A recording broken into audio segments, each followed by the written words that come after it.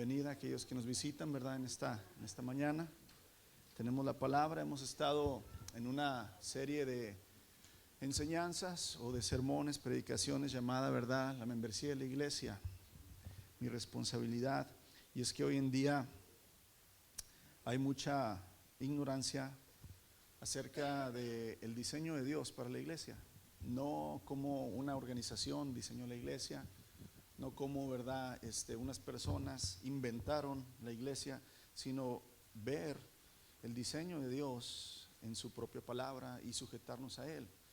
Y vimos, ¿verdad? Hace 3 semanas el diseño de Dios, cómo el Señor hace un solo cuerpo, cómo pone miembros en ese cuerpo para que hagan cosas específicas, ¿verdad? Con dones o habilidades específicos.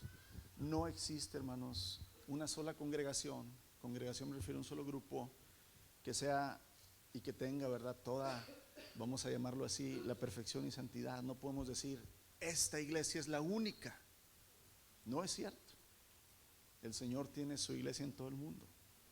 Hay iglesias falsas, pastores falsos, falsos apóstoles, pero hay una sola iglesia, hermanos, verdadera.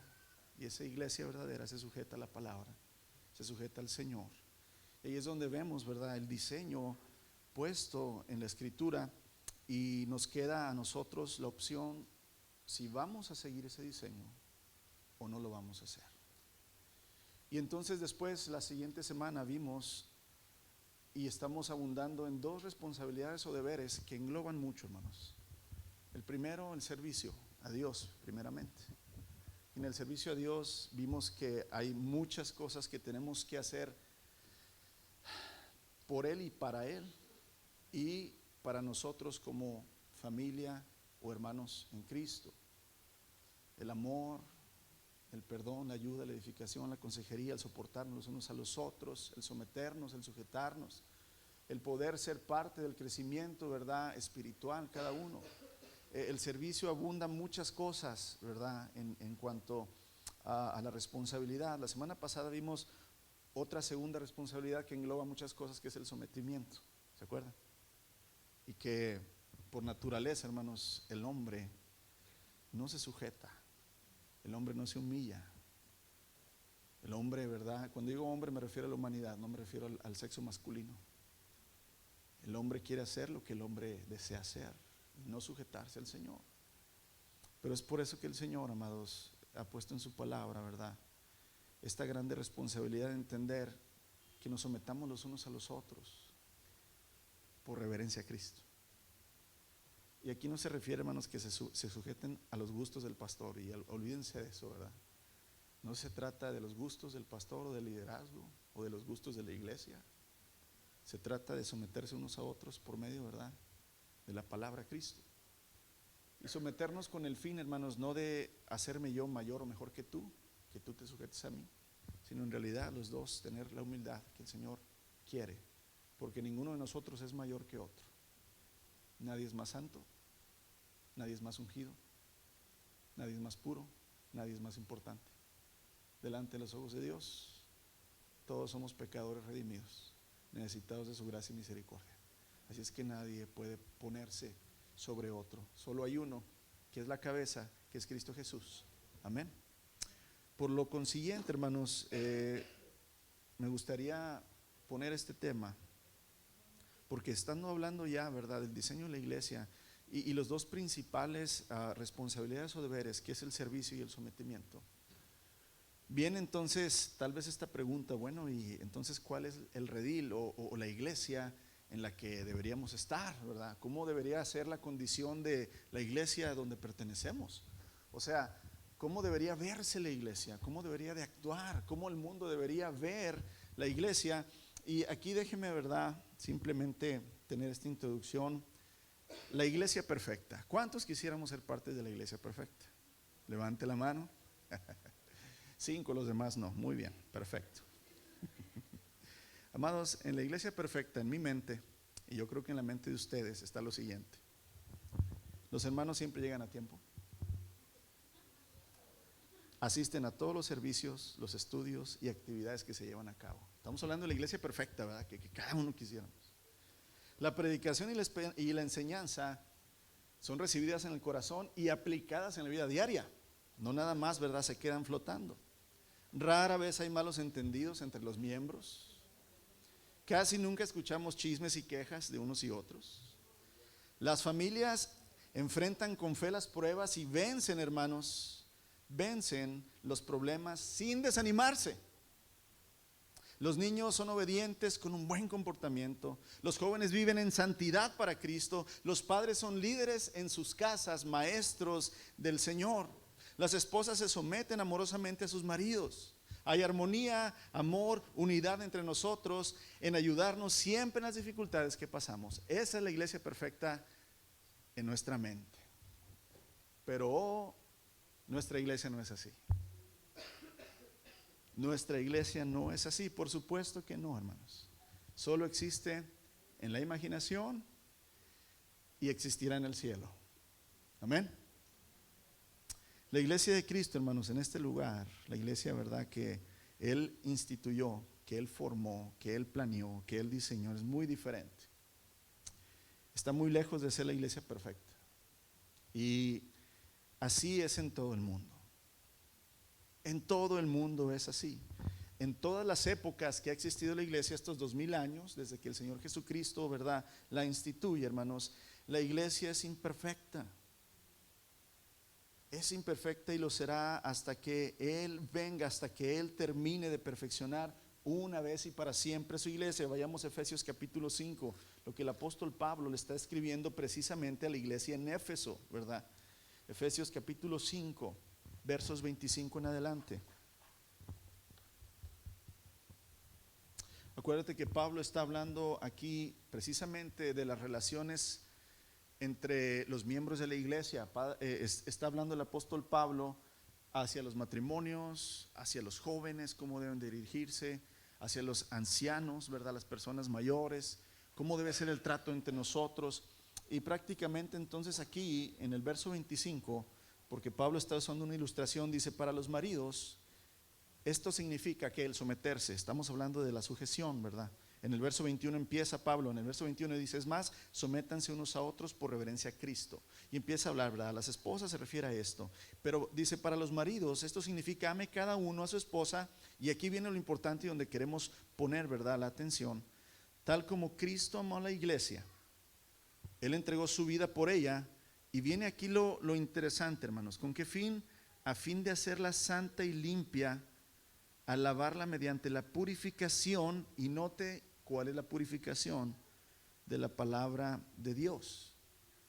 Lo hizo para presentársela a sí mismo como una iglesia gloriosa, sin mancha, sin arruga, sin ningún otro defecto. Será, y note que aquí, hermanos, la palabra está haciendo a futuro, no dice es, dice será, en cambio santa e intachable. Pablo quiere poner en la mente de la iglesia en Éfeso que Cristo se ha entregado para purificar a una iglesia que no es pura. Si la iglesia fuera santa y perfecta, Cristo no necesitaría perfeccionarla. Si fuéramos una iglesia buena, Cristo no hubiera tenido que morir por nosotros.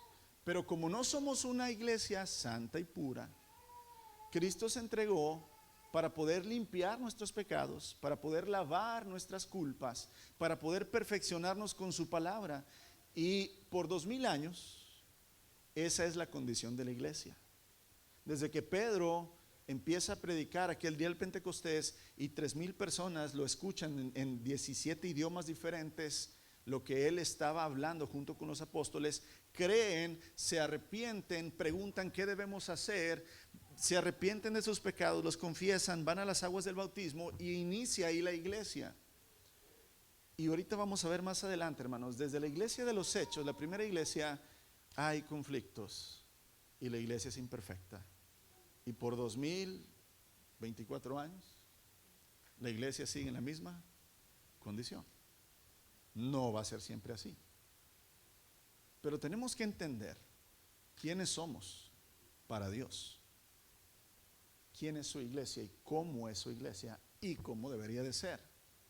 Esto, amados, para poder entender, ¿verdad?, la mente de Cristo, como dice Pablo, y crecer, hermanos, y no quedarnos con nuestras espaldas con culpas, con sentimientos, con rencores, con esos famosos pensamientos de nunca podré, nunca voy a lograr ser santo, nunca voy a lograr ser bueno, nunca voy a poder realmente, ¿verdad?, ayudar a otros a seguir a Cristo. Eso debe terminarse en tu mente, amados. Y es por eso que el Señor nos ha sacado del mundo para perfeccionarnos.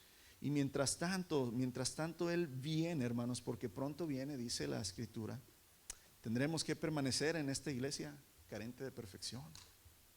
Tenemos que permanecer en esta iglesia luchando cada uno de nosotros para permitirle a Cristo que nos haga más santos, para que su iglesia sea más santa. Y aquí es donde entonces tenemos que enfrentar, ¿verdad?, este mito: la iglesia perfecta no existe. No existe, hermanos. No lo hay hasta que Cristo venga. Existe una iglesia, y vamos a verlo la siguiente semana, que es santa, porque se nos ha dado por posición la santidad de Cristo. Pero no somos una iglesia santa porque nosotros creamos la santidad. Somos una iglesia imperfecta que se está perfeccionando. Somos una iglesia que delante de los ojos de Dios somos santa, que se está santificando. Y que llegará el día en que terminemos ese proceso cuando el Señor venga y haga lo que nosotros no podíamos hacer. Nos perfeccione completamente. Porque si pudiéramos ser perfectos en esta tierra sin la necesidad que Cristo venga, entonces Cristo no necesitaría regresar. Nos quedaríamos ya como iglesia aquí perfecta, pero no es así. Y aquí es donde se muestra la gracia, la misericordia de Dios, hermanos, que aún siendo pecadores, Cristo murió por nosotros y nos usa para su gloria. Entonces la iglesia, hermanos, perfecta es un mito. Un pastor, alguna vez escuché, ¿verdad?, en un sermón, que hablaba de los brinqueiglesias. ¿Quiénes son los brinqueiglesias? Son hermanos que van de iglesia en iglesia siempre buscando satisfacer una necesidad. Es normal, hermanos, cuando uno se cambia de lugar de vivir, cuando uno, ¿verdad?, ve que la iglesia donde está no es una iglesia sana en la palabra de Dios, buscar iglesias. Pero lo que no es sano es estar moviéndose, ¿verdad? Moviéndose. ¿Por qué? Porque en realidad, hermanos, estamos buscando una iglesia a mis necesidades, a mi satisfacción. Y normalmente, hermanos, las personas que no han entendido que no hay una iglesia perfecta, están buscando, hermanos, prácticamente un lugar donde ellos puedan ayudar pero no comprometerse, un lugar donde ellos puedan recibir sin dar mucho. Y pues cuando no haya algo que según su pensamiento o sentir concuerde, ir y buscar otra iglesia, la cual sea un poquito más santa, más perfecta, más buena. Y aquí es donde debemos entender que esto se repite, hermanos, a través de la vida de muchos y muchos cristianos, de muchas personas, donde tal vez se retiran porque la gente no era suficientemente amable, el pastor no los visitó suficientemente con frecuencia, el programa de niños no era bueno, el programa de jóvenes no era bueno. En lugar de ellos tomar, ¿verdad?, la decisión, yo voy a ayudar a que ese programa de niños o jóvenes sea mejor. No, como no me lo ofrecen y yo no estoy dispuesto a dar, entonces voy y busco otra iglesia donde sí el programa de niños es bueno, o el de jóvenes, pero están carentes en otras áreas. Y se vuelve, hermanos, entonces en un círculo vicioso donde lamentablemente las personas no fijan sus ojos en Cristo Jesús. Se retiran, buscan otra iglesia, siempre buscando la iglesia adecuada, perfecta, y nunca encontrándola.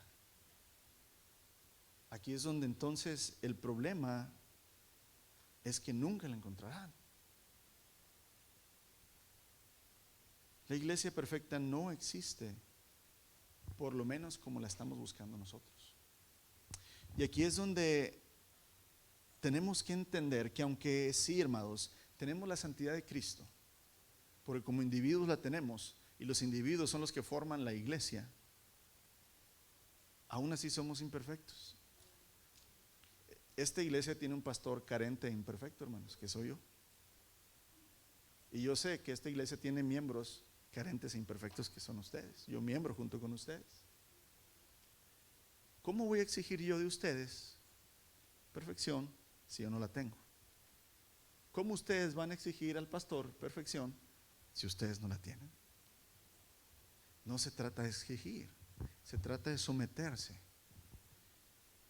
Y de, a pesar, hermanos, de ver las carencias entre nosotros, amarnos y ayudarnos por medio del Espíritu y de su palabra a crecer juntos. Como dice el apóstol Pablo, sopórtense los unos a los otros. ¿A qué te suena la palabra sopórtense? Sobrellevar lo fácil o lo difícil. Lo difícil. Sobrellevar lo que no nos gusta, lo que no estamos de acuerdo. Yo siempre le he dicho a las personas, se los he dicho a ustedes, hermanos, vamos a guiarnos siempre en la Escritura.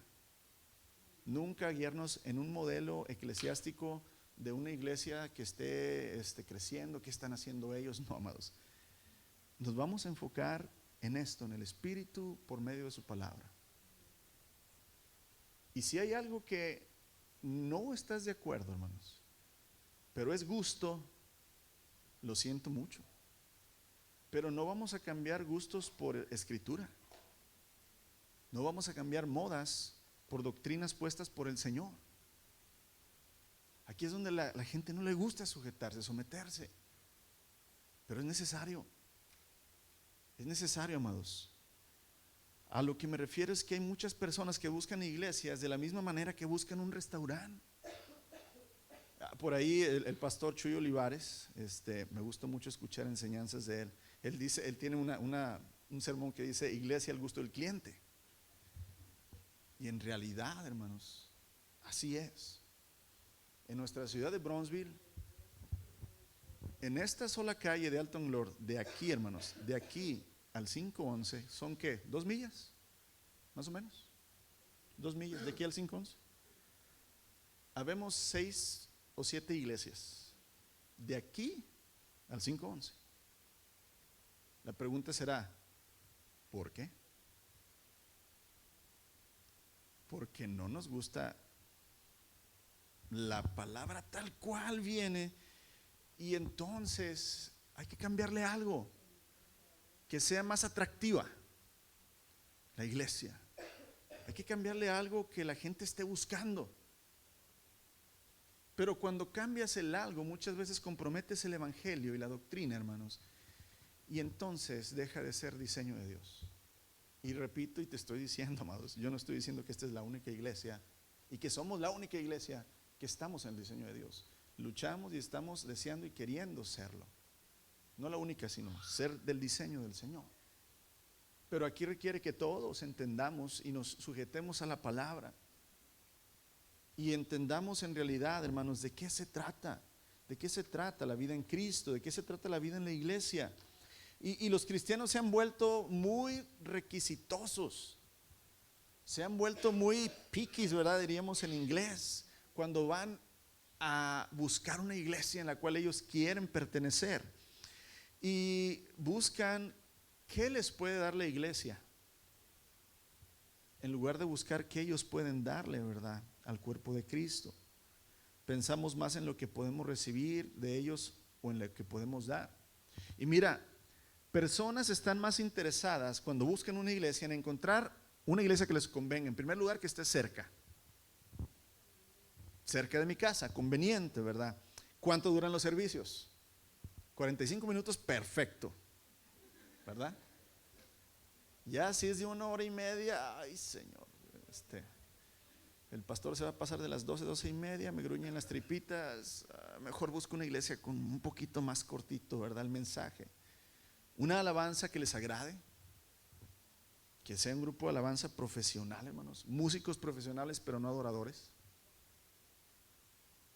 Un predicador muy carismático que les acaricie el oído, ¿verdad? Y que les diga las cosas que quieren escuchar. Que Cristo está para que tú cumplas todos tus sueños. Un ambiente que los haga sentir emociones, llorar, exaltarme, que me haga sentir machín, ¿verdad? Porque si no, el Espíritu Santo no se mueve. son ignorantes de la doctrina del Espíritu Santo, hermanos. No saben quién es. Es el mismo Dios. Que la primera emoción que te da el Señor es arrepentimiento y temor. No nada más una excitación, que también lo hace. Pero entendamos que no es así, hermanos, como debemos de escoger y planear y pensar y trabajar para que sea una iglesia. ¿Crees que Cristo viene por una iglesia así? ¿A tu gusto, a mi gusto? No, amados, la primera característica que el Señor dice es: vengo por una iglesia santa, apartada. Santo quiere decir apartado, o sea, que la iglesia esté apartada de como piensa el mundo que debería de ser y sea como yo dije que sería. Amados, por supuesto que hay congregaciones que deberíamos haber cambiado muchas cosas mucho antes. La iglesia en Central, aquí en Bronzeville, tiene 113 años, esta iglesia aquí en Bronzeville. Esto es mi pensar personal, hermanos. Yo creo que esta iglesia el Señor la ha mantenido, el Señor, estoy diciendo, porque esta iglesia se enfoca mucho en las misiones. Creo que es lo que el Señor ha tenido misericordia de esta congregación, de esta iglesia. No pensamos nada más en nosotros. Pero esta iglesia ha sido carente del diseño de Dios a través de esos 113 años. Pero también, hermanos, hemos luchado por restaurar el diseño de Dios. Una iglesia que no cumple con el diseño de Dios, ¿para qué existe? Para la gloria de los miembros y nada más. Oh, mi iglesia es la mejor, es la más grande. Mi iglesia, ¿verdad? Es la más espectacular, la que tiene más ministerios, más misiones. Es la iglesia, ¿verdad? Que tiene el mejor grupo de alabanza. ¿Y eso qué? ¿Te aplaudimos? Amados, una iglesia santa, sometida, es lo que busca el Señor. Y si no empezamos desde el hogar, no va a suceder aquí. Si no sucede aquí, hermanos, no va a suceder en nuestra sociedad. Pero hay que entender el propósito, hermanos. Todo debe de girar alrededor, hermanos, del diseño de Dios. Ahí mismo en Efesios capítulo 2 versos 19 y 20. ¿Qué caracteriza, hermanos, a una iglesia que aunque no es santa y que no es perfecta, está en el diseño de Dios? Fíjate lo que te dije. Porque si tú vas a buscar una iglesia y digas tú, no, es que yo necesito encontrar una iglesia santa, pura, perfecta, para saber que ahí está Dios, pues no la vas a encontrar. Pero ¿qué caracteriza realmente una iglesia que está cimentada en Cristo Jesús? El apóstol Pablo le dice ahí a los Efesios capítulo 2 versos 19 y 20: así que ahora ustedes, ¿a quién les está hablando? A la iglesia. Pero noten a quién sobre todo. Así que ahora ustedes los gentiles. ¿Quiénes son gentiles? Nosotros, los que no éramos judíos. ¿Sí? Así que ahora ustedes los gentiles ya no son unos desconocidos ni extranjeros. Son ciudadanos junto con todo el pueblo santo de Dios. Son miembros de la familia de Dios. Fíjense lo que va a decir el apóstol Pablo, verso 20. Estoy leyendo la Nueva Traducción Viviente. Juntos, no solos, juntos construimos su casa, la cual está edificada, dos cosas, hermanos: sobre el fundamento de los apóstoles, no de los falsos apóstoles de ahorita, está hablando de los apóstoles escogidos por el Señor Jesucristo. La iglesia está edificada sobre el fundamento de los apóstoles y de los profetas. Está hablando aquí de la ley y las profecías. Está hablando del evangelio que el Señor les dijo a los discípulos que predicaran. Pero dice, pero la piedra principal es Cristo Jesús mismo. Aquí no está hablando, hermanos, de que la iglesia es perfecta completamente, ni santa completamente. Está hablando, ustedes gentiles, junto con los judíos, el santo pueblo de Dios, ahora son y construimos la casa de Dios, la cual está fundamentada ¿en qué? En la enseñanza de los apóstoles y los profetas, siendo la piedra angular Cristo Jesús. Si una iglesia, hermanos, está fundada está estudiando, está buscando, está aplicando esto, el fundamento de los apóstoles, los profetas y Cristo, es una iglesia al diseño de Dios. Modos hay muchos. ¿Qué es modo? El modo de la alabanza, que con instrumento sin instrumento, que aplaudiendo sin aplaudir, levantando las manos sin levantarlas, esos son modos. Eso no importa dentro del parámetro de Dios. Hay parámetros también en la libertad del Señor. Pero lo que se refiere aquí es que si el fundamento, hermanos, son la enseñanza de los apóstoles, los profetas y la piedra principal es Cristo mismo, entonces es una iglesia al diseño del Señor, aunque sea imperfecta. Y te voy a decir algo, amados. Prácticamente necesitamos entender que aunque la iglesia es perfecta en Cristo, se sigue perfeccionando. El apóstol Pablo dice en Romanos 8:1, por lo tanto, ahora ya no hay ninguna condenación para los que están en Cristo Jesús. Y luego dice, y esto es a los que andan conforme el Espíritu, ¿verdad? Y no la carne. Es interesante que Pablo diga esto, porque más adelante vamos a ver algo que también dijo Pablo. Uno puede decir, no, es que andar en la carne es todavía tener pecado. Pero Pablo dijo, no pretendo haberlo ya alcanzado, sino que prosigo la meta, al supremo llamamiento que es Cristo. Y Romanos capítulos 7, 8 y 9, Pablo describe su propia lucha contra el pecado y la carne, y que dice, lo que debo hacer, no lo hago, lo que no debería hacer, eso hago. ¿Quién me librará de este cuerpo de muerte? Pobre de mí, pero doy gracias a Cristo Jesús. Entonces aquí el entendimiento, hermanos, es que aunque hay pecado en la iglesia, es un pecado que viene de nuestra naturaleza y que se está luchando en contra de él.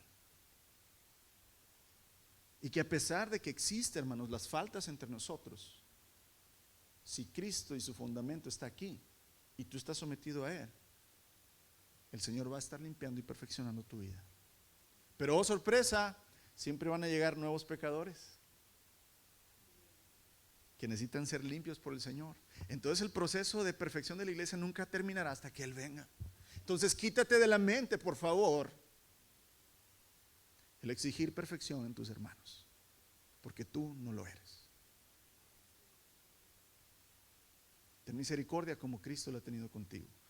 No vamos, hermanos, a soportar el pecado deliberado entre nosotros, porque para eso es la disciplina bíblica, que también las iglesias hoy le tienen mucho miedo a disciplinar a alguien, pero lo vamos a empezar a hacer. Así es que más vale, amados, que empecemos a alinearnos con los fundamentos de Cristo. Porque más vale, amados, que el pecador que no está dispuesto a ser humillado se salga a que sea causante y piedra de tropiezo y que muchos caigan. Hay que sujetarnos. Y la vida en Cristo no es fácil, pero es excelentemente, hermanos, satisfactoria cuando está caminando uno en el camino correcto. De manera real, hermanos, todo hijo de Dios es perfecto. Ninguna condenación hay para los que están en Cristo Jesús. Hemos sido declarados justos delante de los ojos de Dios. Tenemos santidad y justicia delante de sus ojos, porque Él ya nos ha cubierto con la sangre que limpia el pecado del mundo, la sangre del Cordero. Él ya ve el producto terminado. Tú puedes decir, ¿por qué el Señor tiene misericordia de mí? ¿Por qué el Señor, siendo yo como soy, me ama? Porque sabes que el Señor ya te ve a ti santo cuando Él te santifique por completo. Él ve tus luchas diarias, si es que estás luchando. Él ve tu humildad, tu sometimiento, tu arrepentimiento diario, y tú lo ves. Pero Dios puede ver tu futuro, y Dios puede ver cómo vas a terminar cuando Él venga. Tú y yo no. Por fe creemos que el Señor lo hará. Y mientras sucede esa perfección, hermanos, cuando ya nos termina el Señor, es la lucha, el mientras. Es difícil, pero la fe está puesta en que el Señor, hermanos, cumplirá su palabra. Aquí es donde debemos apoyarnos como iglesia unos a otros, en lugar de juzgarnos, en lugar de enojarnos unos con otros. Debemos de comprendernos y de entender que las fallas de mi hermano también las tengo yo. Y así, amados, caminar juntos, que al fin a los ojos de Dios, hermanos, los que estamos luchando en contra de nuestra naturaleza, somos declarados justos delante de Él. Obra perfecta. En Cristo la iglesia es santa y perfecta, hermanos. ¿Por qué? Otra vez, porque el Señor ya nos ve. El apóstol Pablo en el libro de Efesios también dice, estamos sentados en los lugares celestiales.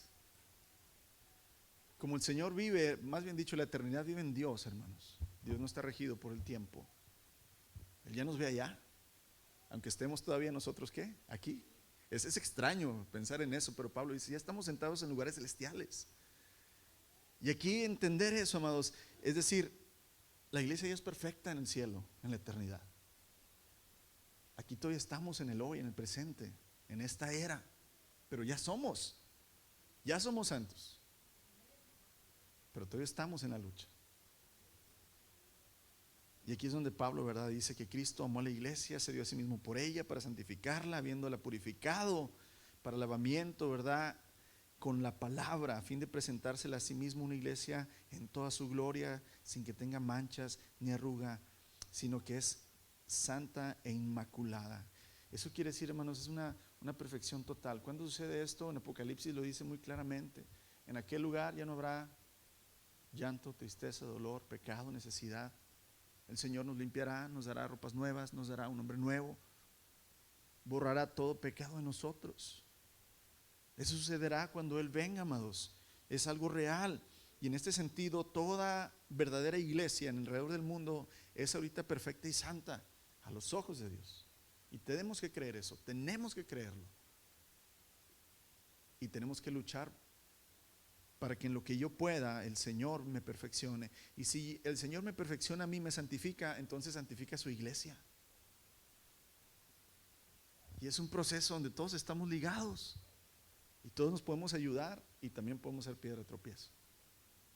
Ahí es donde viene el ay, donde dice el Señor, más le vale aquel que es piedra de tropiezo que se enrede una cuerda a una piedra de molino y se echa al mar. Son advertencias del Señor, hermanos. Hay juicio para los que están haciendo tropezar a otros, porque su iglesia Él la está perfeccionando.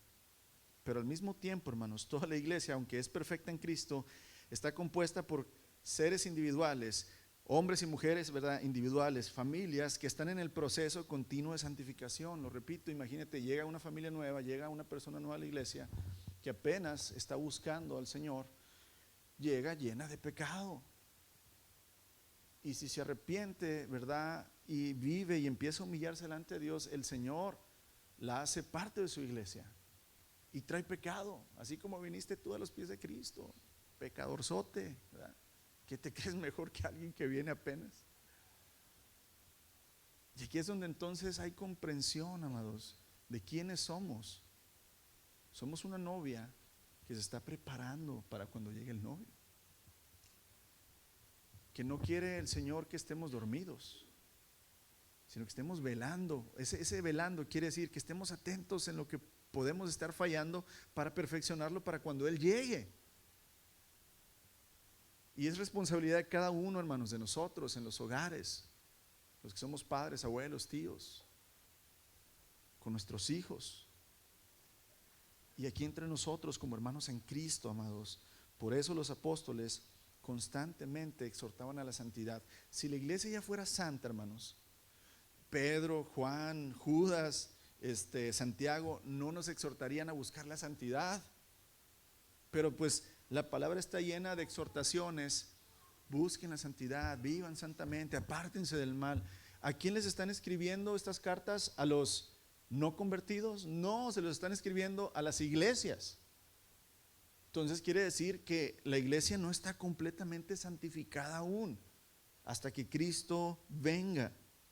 Y entonces aquí es donde muchas veces, yo sé que ustedes han escuchado esta frase, a mí me la han dicho 1,239,233 veces.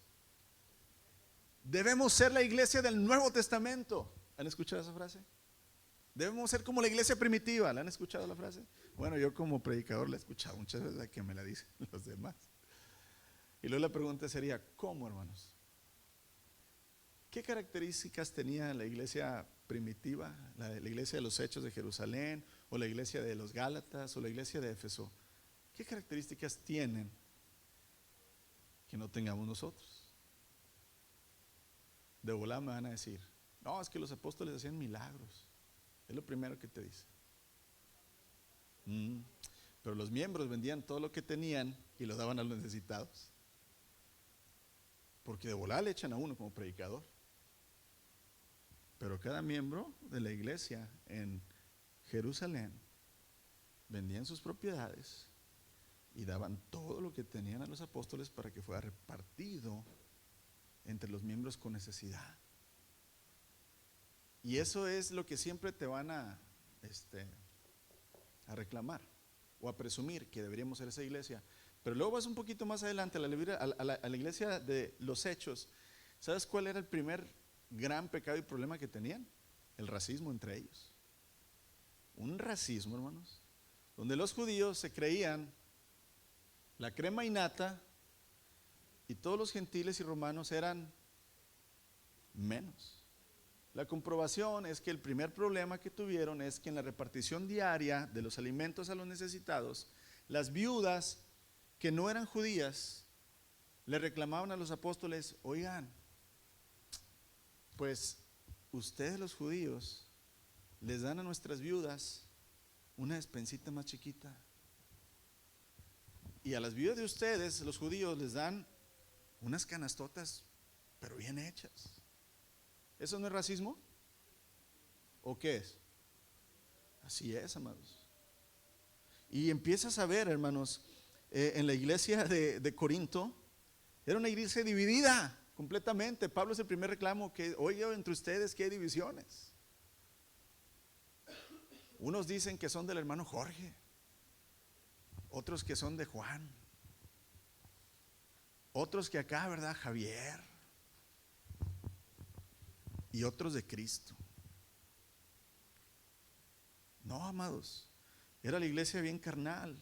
En Corintios, Pablo, hay 3 cartas, una no se registra en la Biblia, pero las 2 cartas que Pablo registra, hermanos, uno de los líderes de la iglesia tenía por mujer a la ex esposa de su padre, estaba fornicando con su madrastra. ¿Qué iglesia tan santa? A los Gálatas, Pablo les dice, ¿quién los ha hechizado? Empezaron también Gálatas y ahora los han fascinado con una doctrina falsa y empezaron a hacerse judaizantes la religión. Y amados, tú puedes ver en el Nuevo Testamento a las iglesias completamente carentes de la santidad. Cuando tú vas a Apocalipsis a ver el mensaje que Cristo le da a la iglesia, ¿verdad?, de Éfeso, Pérgamo, Tiatira, Sardis, la Odisea, a todas las iglesias el Señor las exhorta a arrepentirse. Si fueran santas completamente y perfectas completamente en la vida diaria, ¿por qué las exhorta a arrepentirse? ¿Por qué las exhorta a volver al primer amor? Amados, el hombre, la humanidad siempre ha sido el hombre y siempre ha sido carente de las cosas de Dios. Y Dios siempre ha sido el mismo ayer, hoy y por los siglos, y lo será. Hoy la iglesia, hermanos, necesita lo mismo que necesitaba la iglesia que tenían los apóstoles. Y lo tenemos. Tenemos al Espíritu Santo de Dios. Y tenemos algo que ellos todavía no completaban, hermanos. Ellos tenían los milagros y el poder, pero nosotros tenemos toda la revelación. Ellos todavía no tenían toda la revelación. Uno puede decir, no, pues es que nosotros no tenemos milagros, sí, pero ellos no tenían la revelación. Y aquí es donde entonces tenemos que entender, hermanos, y debe haber un balance. En aquel tiempo la iglesia se estaba apenas fundando. Las personas no conocían, jamás habían escuchado de Yahweh, el Dios de los judíos. Menos que el Hijo de Yahweh, de Dios, vino, se encarnó, vivió como uno de nosotros y murió en una cruz. Un Dios no podía morir para ellos. Velo en el libro de los Hechos, cuando Pablo les está relatando a los atenienses, les empieza a predicar todo el evangelio, hermanos, y estos hombres eran sabios y buscaban sabiduría, todos estaban bien atentos. a toda la predicación de Pablo. Pero cuando Pablo dijo, y entonces Jesús, el Hijo de Dios, murió en la cruz, dijeron, espérate Pablo, a ver, dices que Jesús es el Hijo de Dios y es Dios mismo, sí. ¿Y cómo que murió en una cruz? No se puede. No, estás loco, Pablo. Iba muy bien la película hasta que la regaste. Y se van. ¿Qué necesitaba el Señor para mostrar, hermanos? Que Él era Dios.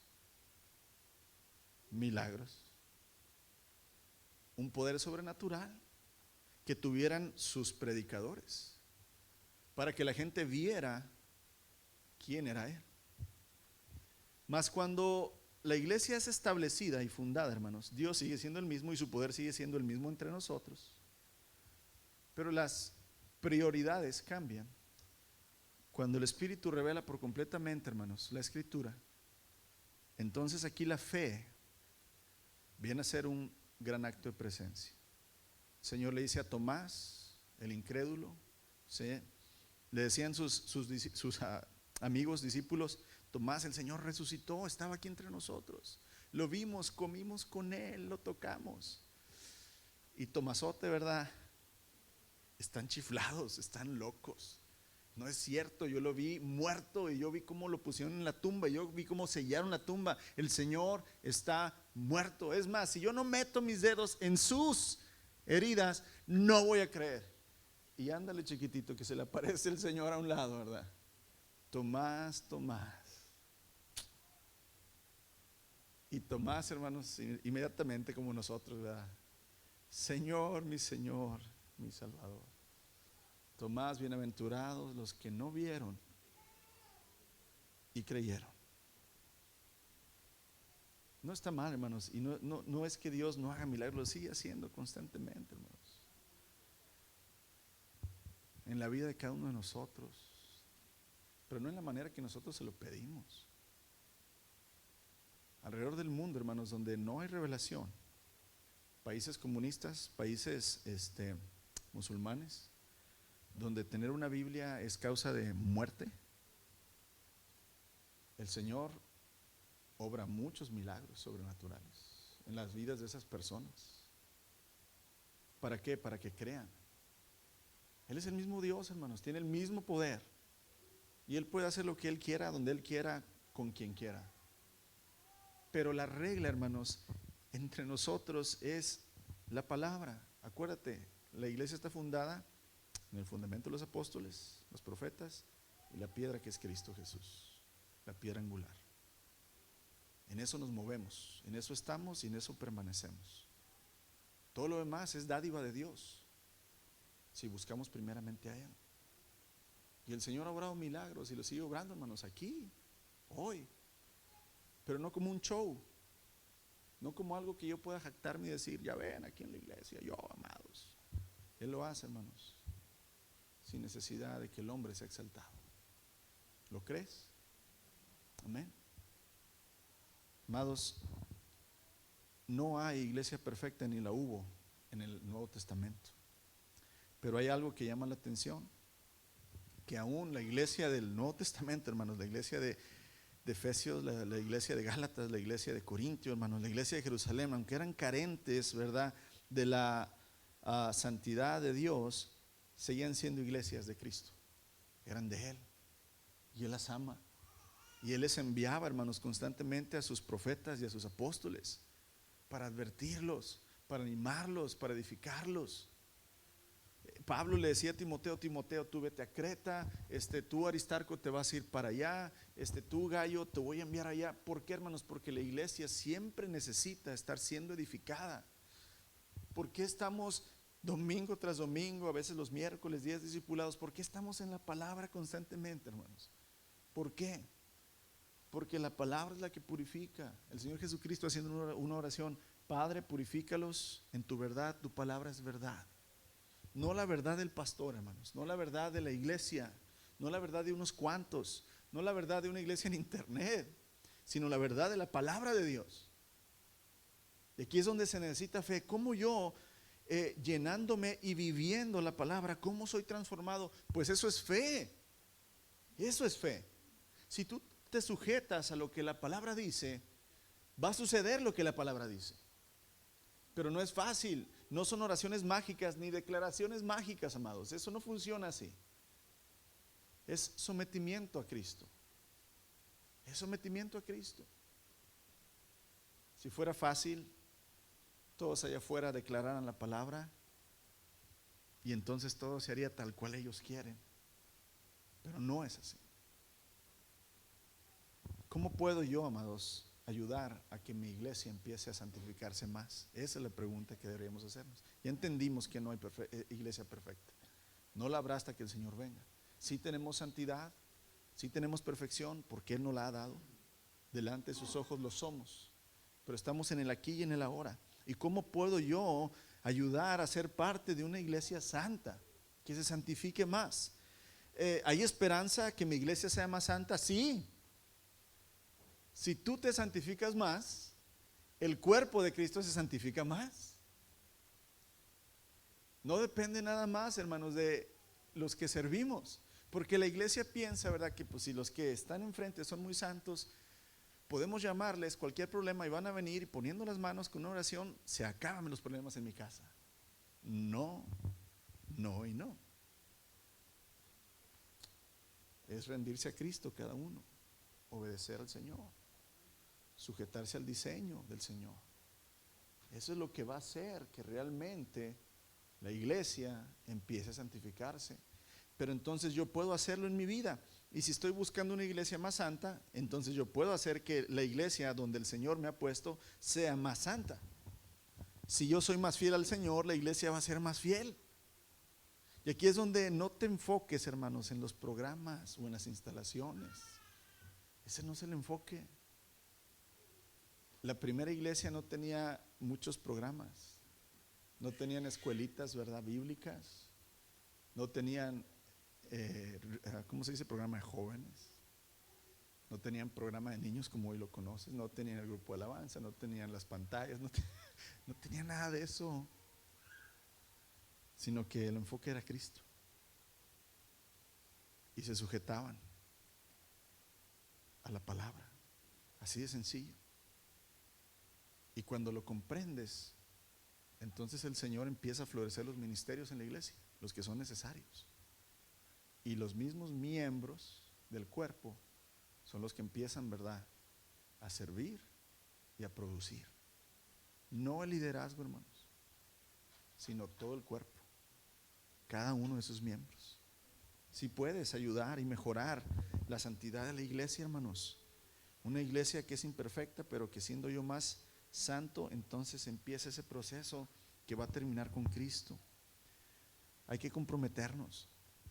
Esa palabra no nos gusta, compromiso, pero asiste, ponte bajo autoridad de Dios. Busca servir en lugar de criticar. Recuerda que la posición de criticar es la más cómoda. Criticas todo, pero no haces nada. Pero los que hacen, hermanos, son los que reciben bendición. Voy terminando. Conviértete, hermanos, en una herramienta útil de santidad para Dios en su iglesia. Ya no seas un estorbo.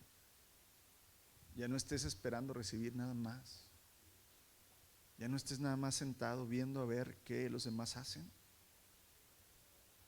No vengas conmigo, hermanos, a decir, pastor, póngame a hacer. Yo no te voy a poner a hacer nada. Pídele al Señor. Yo no soy el Señor.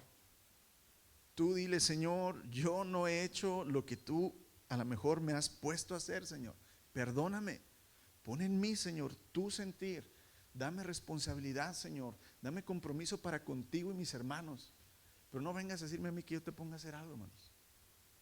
Está bien que vengas y te dispongas y digas, hermano, en lo que puedo ayudar, ok, está bien, pero no me digas a mí, póngame en un lugar. No, disponte, pero que el Señor te ponga en un lugar, para que el compromiso sea con Él y no con el pastor o con los hermanos, para que sepas que el Señor te ha llamado y a Él le rindes cuentas, no a mí, hermanos.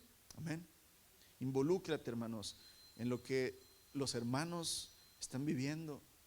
Hay enfermos, visítalos, no me hables yo no te tengo que dar permiso para que vayas a visitar a alguien. Visítalos. Sabes que un hermano está pasando por una situación difícil, ve y ora con él. Llévale una palabra de aliento. está pasando problemas económicos, no me des la ofrenda a mí, llévasela tú. O sea, disponte, amados, a ser usado para el Señor y sé un agente de santidad en tu iglesia. Todo lo podemos hacer. No necesitas un título, un diploma. Las iglesias, hermanos, necesitamos una multitud de cristianos comprometidos para el Señor.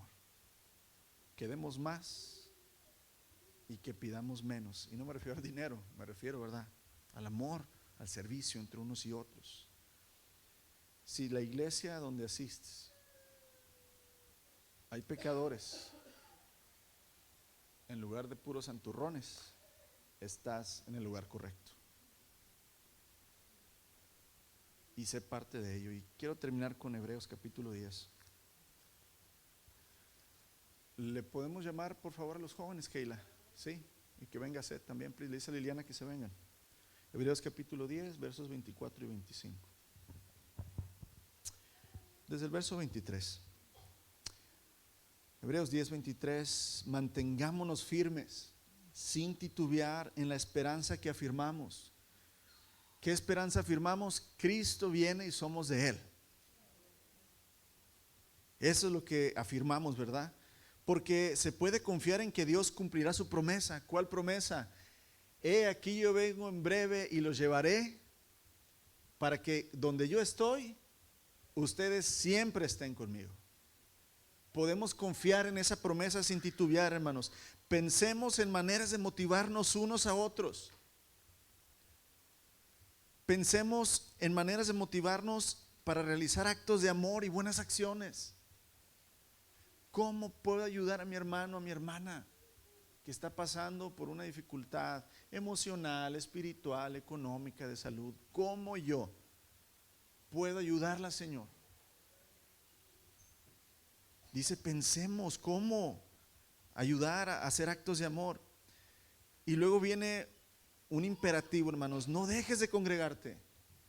No dejes de congregarte como lo hacen algunos, sino animémonos unos a otros, sobre todo ahora que el día de su regreso está cerca. ¿Cuántos creen que el día del regreso del Señor está cerca? Amén. Pues dice, no dejes de congregarte. Anima a los demás. No es el pastor, no es el lugar, hermanos, no es la organización. Es Cristo entre nosotros. Es que yo muero a lo que tengo tan importante que hacer, hermanos, ver la novela y el partido de fútbol. Tengo que morir a algo tan importante como ir a la playa a pescar. Algo tan importante, dice el Señor Jesucristo: aquellos que se esmeran y trabajan por el pan de esta vida y no trabajan por el pan eterno, ¿qué vale más que tu alma? Amados, el Señor nos permita llegar a la perfección cuando Él esté frente a nosotros y seamos la iglesia perfecta y santa. Mientras tanto, luchar